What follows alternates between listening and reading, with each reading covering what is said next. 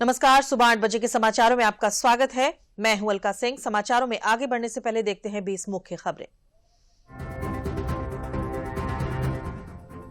लोकसभा चुनाव के पहले चरण उत्तर प्रदेश के 8 सीटों पर शांतिपूर्ण ढंग से संपन्न हुआ मतदान।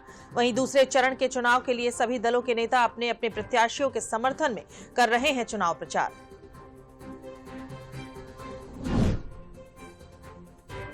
यूपी में पहले चरण में उत्तर प्रदेश की 8 सीटों पर 60.25% हुआ मतदान। सबसे आगे रहा सहारनपुर, जहां 65.95% मतदाताओं ने अपने मताधिकार का किया प्रयोग। पीएम मोदी ने अमरोहा में चुनावी जनसभा को किया संबोधित। कहा, 2024 का लोकसभा चुनाव देश के भविष्य का चुनाव है। इस चुनाव में आपका एक एक वोट भारत के भाग्य को सुनिश्चित करने वाला है। पीएम मोदी ने कहा कि अब सभी को पक्का घर मिलेगा, यही मोदी की गारंटी है। अगर कोई छूट गया हो तो तीसरी बार मोदी सरकार के आने के बाद जो बाकी काम रह गए हैं वो भी पूरे हो जाएंगे।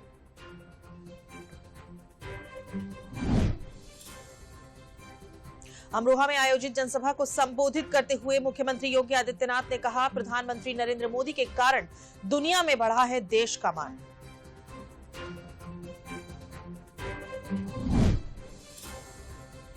सीएम योगी ने बुलंदशहर में चुनावी जनसभा को किया संबोधित। गिनवाई सरकार की उपलब्धियां। कहा, सब निश्चिंत हैं, कमल खिलेगा, मोदी जी आएंगे।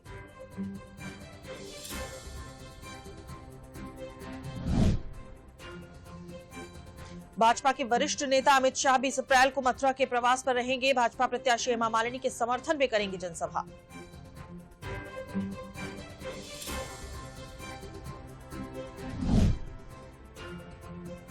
सपा के राष्ट्रीय अध्यक्ष अखिलेश यादव ने बुलंदशहर के सिकंदराबाद में गौतम बुद्ध नगर के सपा प्रत्याशी डॉक्टर महेंद्र नागर के समर्थन में जनसभा को किया संबोधित।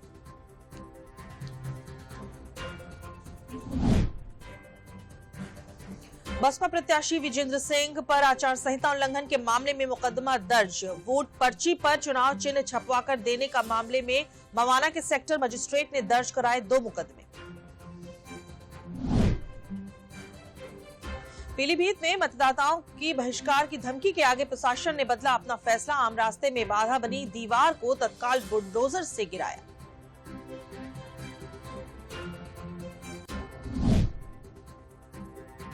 यदि किसी मतदाता के पास आयोग द्वारा जारी वोटर आईडी कार्ड नहीं है तो वो भी अन्य पहचान पत्रों का इस्तेमाल कर अपने वोट के अधिकार का इस्तेमाल कर सकते हैं।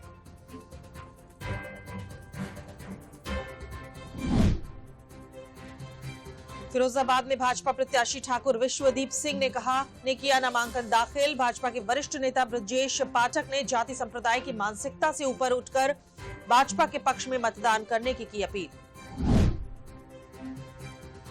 बसपा के प्रत्याशी बशीर चौधरी ने आज अपना नामांकन दाखिल किया। उन्होंने सभी जाति धर्म वर्ग के लिए लगन ईमानदारी बिना भेदभाव के काम करने का वायदा किया।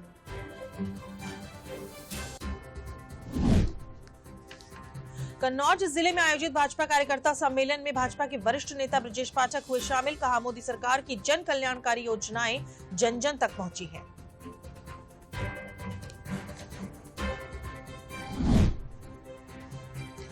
भाजपा के वरिष्ठ नेता केशव प्रसाद मौर्य 20 अप्रैल को कानपुर में बीजेपी प्रत्याशी रमेश अवस्थी और इटावा में बीजेपी प्रत्याशी रामशंकर कथेरिया के नामांकन सभा में होंगे शामिल। कार्यकर्ताओं में बढ़ाएंगे जोश। लद्दाख के राज्यपाल डॉक्टर बी.डी. मिश्रा कल आएंगे अयोध्या। राज्यपाल डॉक्टर बी.डी. मिश्रा रामलला के करेंगे दर्शन।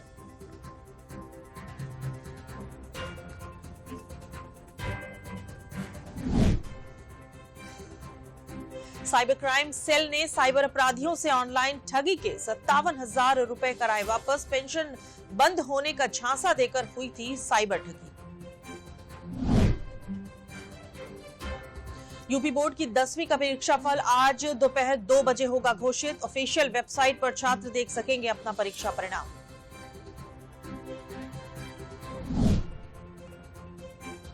पंजाब की संगरूर जेल में कैदियों के बीच हुई हिंसक झड़प। इलाज के दौरान 2 की मौत हो गई।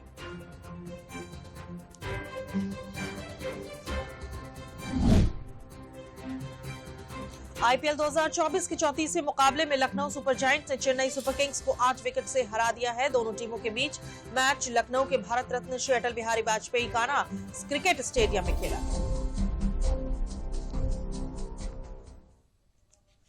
और अब समाचार विस्तार से। पहले चरण का मतदान खत्म हो गया, लेकिन दूसरे चरण का प्रचार अपने चरम पर देखने को मिला। पीएम मोदी ने 3 राज्यों में 3 चुनावी रैलियों को संबोधित किया। पीएम मोदी कल उत्तर प्रदेश के अमरोहा और मध्य प्रदेश के दमोह और महाराष्ट्र के वर्धा पहुंचे तो विपक्षियों पर जमकर हमलावर नजर आए।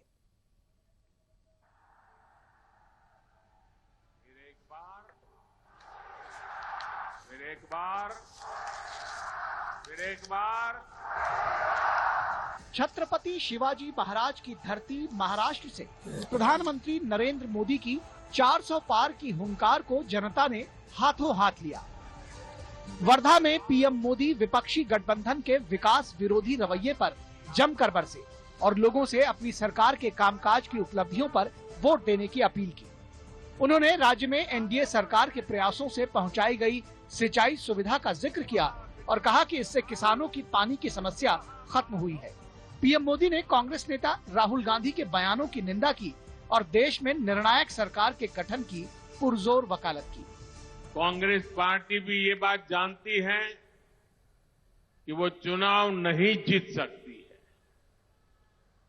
इसलिए कांग्रेस के युवराज नतीजों के बाद देश में आग लगाने की धमकी दे रहे हैं। संविधान को कैद करके आपातकाल लगाने की इनकी मानसिकता बदली नहीं है, लेकिन देश ने मन बना लिया है। और आज पहले दौर का जो मतदान हुआ है ना, सब दूर एक ही बात नजर आ रही थी, फिर एक बार।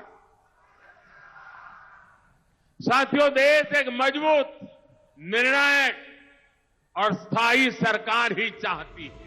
इससे पहले पीएम मोदी ने मध्य प्रदेश के दमोह में चुनावी जनसभा को संबोधित किया। उन्होंने ब्रह्मोस मिसाइल के निर्यात का जिक्र किया और कहा कि कांग्रेस की सरकार होती तो तेजस फाइटर जेट आसमान की बुलंदियां नहीं देख पाता है और भगवान श्री राम की पूजा को पाखंड बताया है। एक अंसारी परिवार है, 2 पीढ़ी से ये अंसारी परिवार हिंदुओं के खिलाफ अदालत में जंग लड़ रहे थे, बाबरी मस्जिद के पक्ष में जंग लड़ रहे थे, राम मंदिर के विरुद्ध लड़ते रहे, लेकिन जब प्राण प्रतिष्ठा का निमंत्रण मिला तो वो हंसी खुशी के साथ आकर के सुप्रीम कोर्ट का सम्मान करते हुए इसमें हिस्सेदार बने। एक तरफ एक छोटा सा व्यक्ति भाई अंसारी सामान्य परिवार का है, उसका व्यवहार देखिए, और दूसरी तरफ ये कांग्रेस के नेताओं का व्यवहार देखिए। उन्होंने प्राण प्रतिष्ठा के कार्यक्रम को ठुकरा दिया वोट बैंक के खातिर। पीएम नरेंद्र मोदी ने उत्तर प्रदेश के अमरोहा में विपक्ष पर जोरदार हमला बोला। उन्होंने कहा कि दुनिया में भारत का डंका बज रहा है। अमरोहा ने अपनी पहचान भी दुनिया भर में स्थापित की है। राहुल गांधी और अखिलेश यादव का नाम लिए बगैर उन्होंने दोनों पर निशाना साधा। पीएम ने कहा कि यूपी में 2 शहजादों की फिल्म की शूटिंग चल रही है, जनता पहले ही इन्हें नकार चुकी है। यूपी में एक बार फिर 2 शहजादों की जोड़ी, उनकी फिल्म का शूटिंग चल रहा है आजकल, और ये 2 शहजादों की फिल्म का पहले ही रिजेक्शन हो चुका है। हर बार ये लोग परिवारवाद, भ्रष्टाचार और तुष्टीकरण की टोकरी उठाकर यूपी की जनता से वोट मांगने निकल पड़ते हैं। अपने इस अभियान में ये लोग हमारी आस्था पर हमला करने का कोई मौका नहीं छोड़ते। पीएम मोदी ने अमरोहा की रैली में देश के स्टार क्रिकेटर मोहम्मद शमी का जिक्र किया। उन्होंने कहा कि अमरोहा केवल ढोलक ही नहीं, देश का डंका भी बजाता है। उन्होंने कहा कि क्रिकेट वर्ल्ड कप में मोहम्मद शमी ने जो कमाल किया वो पूरी दुनिया ने देखा है। खेलों में शानदार प्रदर्शन के लिए केंद्र सरकार ने उन्हें अर्जुन अवार्ड दिया है। लोकसभा चुनाव में 47 दिन के महापर्व की शुरुआत हो गई है। पहले चरण में उत्तर प्रदेश की 8 सीटों पर कल मतदान संपन्न हुआ। इनमें सहारनपुर, कैराना, मुजफ्फरनगर, बिजनौर, नगीना, मुरादाबाद, रामपुर और पीलीभीत शामिल हैं। इन सीटों पर कुल 80 उम्मीदवार चुनावी मैदान में हैं। यूपी की 8 लोकसभा सीटों पर 60.25% मतदान हुआ है। बिजनौर में 58.21%, कैराना में 61.17%, मुरादाबाद में 60.60%, मुजफ्फरनगर 59.20%, नगीना 59.54%, पीलीभीत 61.91%, रामपुर 54.77% और सहारनपुर 65.95% वोट डाले गए हैं। यूपी की 8 लोकसभा सीटों पर हुए पहले चरण के मतदान के बाद उत्तर प्रदेश के मुख्य निर्वाचन अधिकारी नवदीप रेणवा ने प्रेस कॉन्फ्रेंस की। उन्होंने बताया कि मतदान शांतिपूर्ण तरह से संपन्न हुआ है। विभिन्न राजनीतिक दलों और उम्मीदवारों द्वारा अलग अलग माध्यमों, मुख्यतः ईमेल के माध्यम से ईवीएम के खराब होने की शिकायतें मिली। बहुत तत्परता से सभी शिकायतों को जिलों को भेजा गया। कहीं हिंसा की कोई घटना नहीं हुई। एक बूथ के बाहर 2 पक्षों में छिटपुट हाथापाई हुई, वहां पुलिस द्वारा तत्परता से कार्रवाई की गई। कुल मिलाकर आज शांतिपूर्ण तरीके से मतदान कल संपन्न हुआ है। आज मतदान शांतिपूर्ण ढंग से संपन्न हुआ और विभिन्न राजनीतिक दलों और कैंडिडेट्स के द्वारा अलग अलग माध्यमों से, मुख्यतः ईमेल के माध्यम से शिकायतें की गई। मुख्यतः 3-4 तरह की शिकायतें थी। ईवीएम के खराब होने की शिकायत थी, मतदाताओं को वोट ना डालने की शिकायत थी और एक शिकायत इस प्रकार की थी कि मतदाताओं को बिना पहचान पत्र देखे और डॉक्यूमेंट्स देखे उनका वोट डलाया जा रहा है। शिकायत आने पे एक बड़ा एलैबोरेट यहाँ हमने कंट्रोल रूम बनाया था शिकायत का। जिलों में भी कंट्रोल रूम बनाया गया था, तो बहुत तत्परता से उन शिकायतों को जिले को भेज के वहां से जो रिपोर्ट आई उसको संबंधित को भी दिया गया। लगभग 29 हमारी सोशल मीडिया के माध्यम से, जिनमें कुछ राजनीतिक दलों के द्वारा पोस्ट किए गए थे, कुछ जनरल पब्लिक के द्वारा, उनको भी हमने समय से रिप्लाई किया और वस्तुस्थिति से अवगत कराया। कहीं भी किसी तरह की वायलेंस की कोई घटना नहीं हुई। छिटपुट एक जगह कुछ लोग बूथ के बाहर आपस में स्कफल हुआ, 2 पक्षों के बीच में हाथापाई हुई, वहां पुलिस ने तत्परतापूर्वक उनको कार्रवाई की गई है।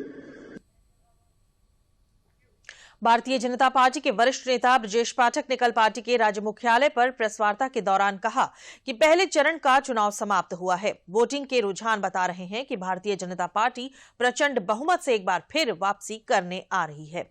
जनता जनार्दन को मोदी जी के नेतृत्व के प्रति अपना अपार समर्थन देने के लिए हृदय से आभार। उन्होंने कहा कि मोदी जी को पुनः सेवा करने के लिए जनता ने चुन लिया है। भाजपा पहले चरण की सभी 8 सीटों को भारी अंतर से जीत रही है। लोकसभा के चुनाव का आज प्रथम चरण का मतदान पूरा हो चुका है। प्रथम चरण के मतदान के दौरान जिस ढंग से उत्साह मतदाताओं में, महिलाओं में, नौजवानों में, किसानों में, आम जनमानस में था, भारतीय जनता पार्टी के प्रति मतदान करने में, माननीय मोदी जी को आशीर्वाद देने में, प्रथम चरण की 8 सीटों पर भारतीय जनता पार्टी की लहर चली है, माननीय मोदी जी की लहर चली है। हम दावे के साथ कह सकते हैं, जिस ढंग से हमारे पोलिंग स्टेशंस पर, बूथ पर उत्साह के साथ आम जनमानस ने लोकतंत्र के इस महापर्व में प्रतिभाग किया है, इन 8 सीटों पर भारतीय जनता पार्टी प्रचंड बहुमत के साथ जीत रही है। समाचार अभी और भी हैं, पहले लेते हैं ये विराम। वेट। हाँ ले फोटो, अपनी ही है, अपने ने ही बनाई और अपने ही वोटों से बनी है वंदे भारत। हाँ यार, किसने सोचा था हमारी ट्रेनों में रिवॉल्विंग सीट्स, विस्टा डोम्स होंगे। एयरपोर्ट जैसे escalators, lounges, food court railway station पर होंगे। शहर शहर मेट्रो और अब तो बुलेट ट्रेन भी आ रही है। और फिर भी पता है मोदी जी क्या कहते हैं कि ये तो बस ट्रेलर है। लाइफ इजी बना दी मोदी जी ने। और अब हम उनकी जीत इजी बनाएंगे। वर्ल्ड क्लास फैसिलिटीज की गारंटी मोदी की, मोदी जी को वोट देने की गारंटी हमारी। कमल का बटन दबाएं, भाजपा को जिताएं।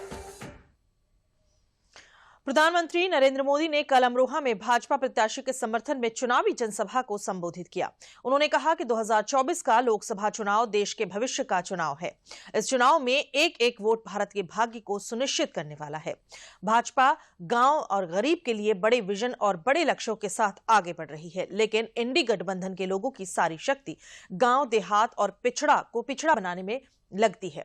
इस मानसिकता का सबसे बड़ा नुकसान अमरोहा और पश्चिमी उत्तर प्रदेश जैसे क्षेत्रों को उठाना पड़ा है। आगे बढ़ रहा है, लेकिन इंडी गठबंधन के लोगों की सारी शक्ति गांव, देहात को पिछड़ा बनाए रखने में लगती है।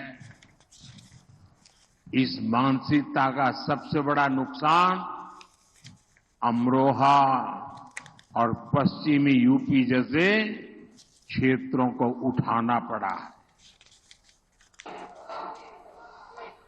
अभी तो हमें यूपी को, देश को बहुत आगे लेकर जाना है।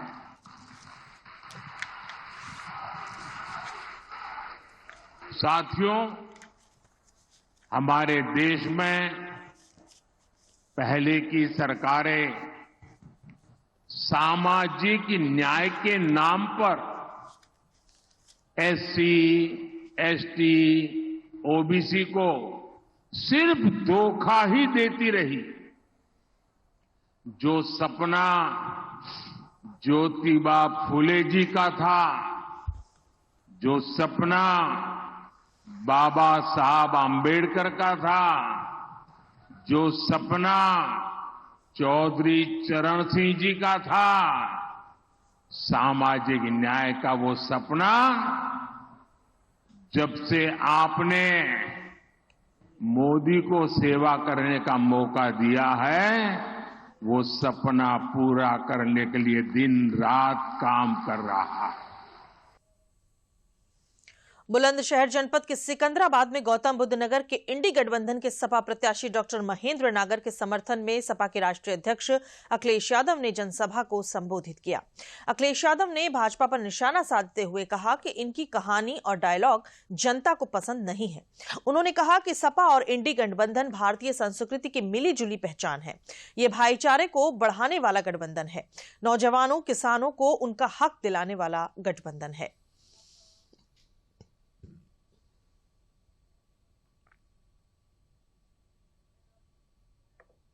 मिली जुली संस्कृति की पहचान है। इंडिया गठबंधन भाईचारा को बढ़ाने वाला गठबंधन है। इंडिया गठबंधन किसानों के हक दिलाने के लिए गठबंधन है। इंडिया गठबंधन नौजवानों के साथ जो भेदभाव हुआ है उस नौकरी और रोजगार दिलाने का गठबंधन है। एनडीए को हराने वाला इंडिया गठबंधन के साथ साथ पीडीए है। और भारतीय जनता पार्टी तो पूरे ब्रह्मांड की सबसे झूठी पार्टी है और पिछले 10 साल का अगर हिसाब लगाएं तो इनसे ज्यादा झूठ किसी दल ने नहीं बोला होगा। आगामी 13 मई को जनपद में होने वाले लोकसभा चुनाव के मतदान के चलते जनपद में सभी पार्टियों के नेता अपने अपने प्रत्याशी के लिए वोट मांगने जनता के बीच जा रहे हैं और साथ ही पार्टी के कार्यकर्ताओं को मजबूत करने में जुटे हुए हैं। इसी क्रम में उन्नाव के मोरावा ब्लॉक में भाजपा का बूथ कार्यकर्ताओं का कार्यक्रम का आयोजन किया गया, जिसमें सभी कार्यकर्ताओं का प्रोत्साहन बढ़ाने के चलते भाजपा के वरिष्ठ नेता केशव प्रसाद मौर्य ने शिरकत की। उन्होंने फिर एक बार प्रचंड बहुमत की मोदी सरकार की बात कहते हुए कहा कि इसका ट्रेलर अभी लोगों ने जो 10 वर्षों में देखा है, 4 जून के बाद पूरी पिक्चर दिखाई जाएगी। फिर एक बार प्रचंड बहुमत की मोदी सरकार, इसका ट्रेलर अभी लोगों ने 10 वर्षों में जो देखा है वो 4 जून के बाद पूरी पिक्चर दिखाई जाएगी। हमारे पूज्य साक्षी जी महाराज के नेतृत्व में 10 वर्ष में उन्नाव ने सर्वांगीण विकास किया है, लेकिन यहाँ भी झांकी है, अभी आगे की पिक्चर बाकी है। अभी बहुत विकास होना है, बहुत विकास हो चुका है। अभी बहुत बड़ा लक्ष्य लेकर के 2024 का चुनाव हम लोग लड़ रहे हैं। इसे सबसे समर्थन, सबके सहयोग की अपील करते हैं। समाचार अभी और भी हैं, पहले लेते हैं ये विराम। तब घर में अगर कोई बीमार पड़ जाए ना तो इलाज के लिए घर बिक जाता था, पीढ़ियां कर्ज में डूब जाती थी। और आज तो अस्पताल के खर्चे की फिक्र नहीं सताती। और याद है जब 60 साल में सिर्फ 7 एम्स बने थे, वहीं 10 साल में 16 नए बन गए। और फिर भी मोदी जी कहते हैं ये तो बस ट्रेलर है। करोड़ों लोगों को 5 लाख तक का मुफ्त इलाज मिला है। ये है मोदी की गारंटी। तो फिर हमने भी सोच लिया, फिर एक बार मोदी सरकार। और ये है हमारी भी गारंटी। कमल का बटन दबाएं, भाजपा को जिताएं। लोकसभा चुनाव के तीसरे चरण के नामांकन का अंतिम दौर चल रहा है और सभी प्रमुख दलों के उम्मीदवार अपना अपना नामांकन कराने के लिए पहुंच रहे हैं। संभल लोकसभा क्षेत्र से नामांकन करने के लिए इंडिया गठबंधन के सपा उम्मीदवार जियाउर रहमान बर्क अपने समर्थकों के साथ जिला मुख्यालय पहुंचे और वहां पहुंचकर जिला निर्वाचन अधिकारी मनीष बंसल को अपना नामांकन पत्र सौंपा। इस दौरान उनके साथ राज्यसभा सांसद जावेद अली खान, बेलारी से सपा विधायक मोहम्मद फहीम और असमोली से सपा विधायक पिंकी यादव मौजूद रहीं। नामांकन प्रक्रिया पूर्ण करने के बाद गठबंधन प्रत्याशी ने कहा कि ये नामांकन केवल मेरा नामांकन नहीं है, बल्कि देश की सरकार बदलने के लिए है। ये संभल की आवाम की आवाज नहीं है, बल्कि पूरे देश की आवाम की चाहती है। जो कमर तोड़ महंगाई है, पूरे प्रदेश और देश की जनता त्रस्त है। भ्रष्टाचार लगातार बढ़ता जा रहा है। किसानों को उनका हक नहीं मिल पा रहा। गरीब मजदूर अवाम, जितने गरीब लोग थे वो गरीब होते चले जा रहे हैं। मालदार उतना ज्यादा मालदार ज्यादा उनकी बढ़ते जा रहे हैं। गरीबों का टैक्स माफ नहीं कर करके, बकाया माफ नहीं करके लोन का, जो बड़े चंद चार्ज जो बड़े उद्योगपति हैं उनका वो माफ किया गया है। किसानों के सम्मान के लिए, उनका MSP दिलाने के लिए, इन सारी चीजों मुद्दों को लेकर हम चुनाव में। बहुजन समाज पार्टी के प्रत्याशी बशीर चौधरी ने अपना नामांकन दाखिल किया। नामांकन के बाद उन्होंने कहा कि चुनाव जीत का आधार हमारी जनता पर निर्भर करता है। अगर जनता के लिए मैं खरा नहीं उतरा तो आने वाले समय में जनता मुझे नकार देगी। बसपा प्रत्याशी ने कहा कि बसपा सुप्रीमो मायावती ने उन पर भरोसा करके टिकट दिया है, तो जनता को भी मुझ पर भरोसा करना चाहिए। उन्होंने सभी जाति, धर्म, वर्ग के लिए लगन, ईमानदारी और बिना भेदभाव के काम करने का वायदा किया।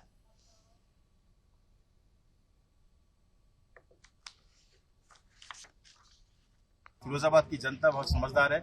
आपने सबको मौका दिया है, एक बार चौधरी बशीर को मौका दें। मैं सभी धर्मों के लोगों से, सभी जातियों के लोगों से, सभी बिरादरियों के लोगों से कहना चाहता हूं कि चौधरी बशीर सेवा भाव से यहाँ पर आपकी सेवा करने आया है। चुनावी पर्व है, 5 साल में फिर आएगा दोबारा। अगर मैं आपकी उम्मीदों पर खरा ना उतरूं तो आप जो सजा देना चाहें चौधरी बशीर को दें। लेकिन मैं ये वादा करता हूं आपके माध्यम से कि मैं सभी धर्मों के लोगों के लिए और जितने भी हमारे यहाँ और बिरादरियां हैं सभी के लिए काम करने आए हूं सेवा भाव से। एक मौका मुझे अवश्य दें, मेरा काम पसंद आए तो लात मार के उतार। लोकतंत्र में वोट की बहुत बड़ी ताकत है। इसका जीता जागता उदाहरण पीलीभीत में देखने को मिला। पीलीभीत लोकसभा क्षेत्र के बख्शपुर गांव में ग्रामीणों ने मतदान का बहिष्कार का ऐलान किया। बहिष्कार की वजह पीलीभीत जिला प्रशासन ने अपने कैंपस कंपाउंड में से होते हुए बख्शपुर गांव के लिए सदियों पुराना रास्ता चल रहा था, उसे बंद करते हुए दीवार खड़ी कर दी थी। ग्रामीण लंबे समय से इसका विरोध कर रहे थे। जब दोपहर तक मतदान केंद्र पर सिर्फ 2 लोगों के मतदान की खबर आई, उसके बाद मतदान के बहिष्कार के आगे प्रशासन को झुकना पड़ा और जिला प्रशासन ने बुलडोजर बुलाकर रास्ते में बनी दीवार को तोड़ दिया। उसके बाद ग्रामीणों ने मतदान में खुशी खुशी हिस्सा लिया। ये बहुत पुश्तैनी हमारी जगह थी, जिसकी वजह से बहुत परेशानी हो रही है। बहुत परेशानी हो रही है, पढ़ने लिखने वाले बच्चों को आवाजाही बहुत प्रॉब्लम हो रही है। इनका आप जैसे देख रहे हैं रास्ता इधर से पूरा पक्का रोड है, पूरा शहर से जुड़ा हुआ है। और ये नदी किनारे से भी एक रास्ता चाहते थे, क्योंकि वहां से एक्सेस था नहीं। फिर भी हम प्रशासन इन्हें 4 से 5 फीट का रास्ता प्रोवाइड कराया। वही रास्ता इनका ओपन है। अभी भी इनसे हमारी बात चली और समाधान नहीं। सुल्तानपुर जिले में मतदान प्रतिशत बढ़ाने के लिए ज्वाइंट मजिस्ट्रेट वैशाली चोपड़ा के नेतृत्व में नगर में स्कूली बच्चों की मतदाता जागरूकता रैली के माध्यम से मतदाताओं को अधिक से अधिक मतदान का संदेश दिया गया। जिला विद्यालय निरीक्षक, जिला बेसिक शिक्षा अधिकारी और प्रशासनिक अधिकारियों की उपस्थिति में स्कूली बच्चों ने नगर में रंगारंग कार्यक्रम आयोजित कर मतदान प्रतिशत बढ़ाने का संदेश दिया। बच्चों ने यह भी संदेश दिया कि जिनका भी नाम मतदाता सूची में नहीं है, ऐसे लोग 26 अप्रैल तक मतदाता सूची में नाम बढ़ाने के लिए आवेदन कर सकते हैं। मतदाता जागरूकता रैली का नेतृत्व करने वाली ज्वाइंट मजिस्ट्रेट वैशाली चोपड़ा ने कहा कि नगर क्षेत्र में सबसे कम मतदान होना चिंता का विषय है। शहरी क्षेत्र में पढ़े लिखे लोग निवास करते हैं। ऐसे लोगों पर आगामी चुनाव में 100% मतदान के लिए उन्हें प्रेरित किया जाएगा। स्वीप की गतिविधियों के अंतर्गत आज एक प्रभात फेरी का आयोजन किया जा रहा है, जिसमें GIC और GGIC की बालिकाएं और बालकों के द्वारा एक प्रभात फेरी, लोकगीत और नुक्कड़ नाटक का आयोजन किया जा रहा है। लोकतंत्र के पावन पर्व जो कि इलेक्शन है, उसकी जागरूकता के लिए वोट देना अत्यंत आवश्यक है, जिसके लिए आज ये कार्यक्रम का आयोजन किया जा रहा है। सर, हर व्यक्ति को जो 18 वर्ष से ज़्यादा उम्र का हो उसको वोट देना चाहिए, ताकि हमें सरकार अच्छी मिले, मतलब कि ईमानदार मिले, जो हमारे देश के लिए विकास कर सके। कि हमें संघर्ष के मैदान में फिर एक बार आना है, निशाना जो सही सा हो बटन उसकी दबाना है। बढ़े दुश्मन अगर कोई उसे फौरन भगाना है। किसानों सब संभल जाओ, समझ के बटन दबाना है। मैं कृष्ण कुमार राजकीय बालिका इंटर कॉलेज की छात्रा हूँ। मतदान हर नागरिक के लिए एक कर्तव्य के समान ही है। यदि हम मतदान देंगे तो हमारे अच्छे नेता को चुनेंगे, और एक मतदान से ही सरकार आ सकती है, एक मतदान से ही सरकार जा सकती है। समाचार अभी और भी हैं, पहले लेते हैं ये विराम। वेट।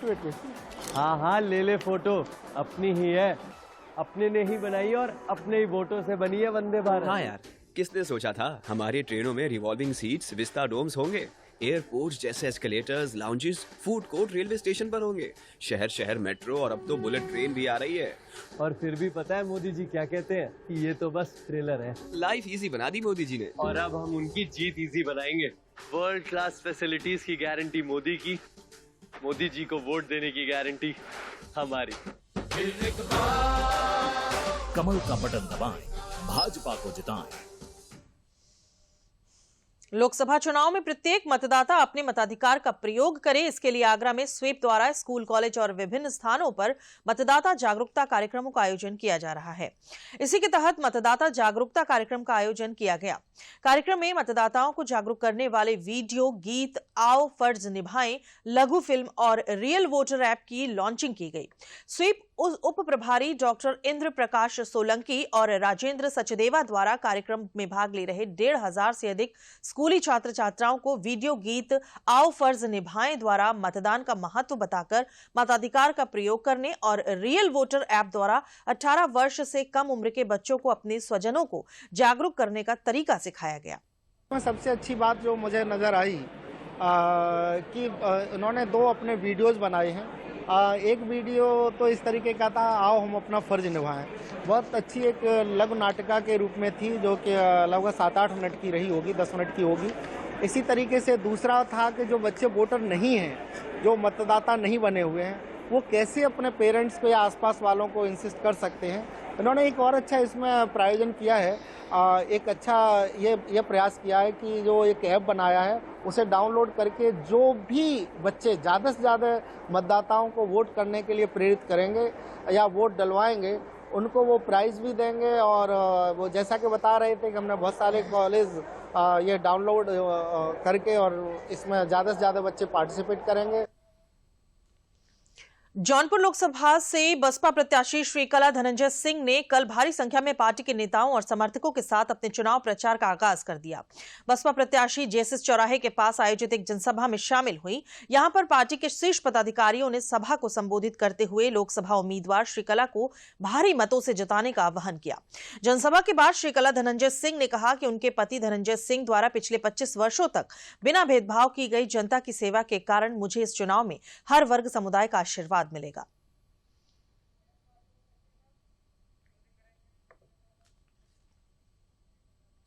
और आज के समाचारों के इस बुलेटिन में इतना ही। नमस्कार।